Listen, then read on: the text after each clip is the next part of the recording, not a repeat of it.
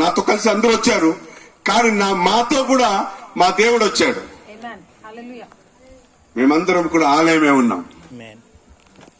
మాతో కలిసి దేవుడు వచ్చాడు.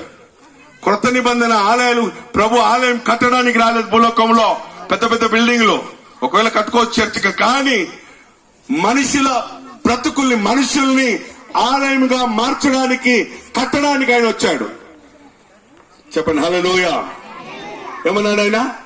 నేను వారిలో నివసించి సంచరింతును, నేను వారి దేవుడినై ఉందును, వారు నాకు ప్రజలై ఉంటారు. నేను వారిని దేవుడినై ఉంటాను, నేను వారికి ప్రజలై ఉంటాను. ఇప్పుడు ఏమైంది? ప్రభు చనిపోయారు, తిరిగి లేచారు, మనుషుల పాపాల నిమిత్తమై చనిపోయారు, ఆ రక్తం అంతా కార్చాడు. ఇప్పుడు దేవునికి మనకు అడ్డుగోడగా ఉన్న ఆ పాపం అనే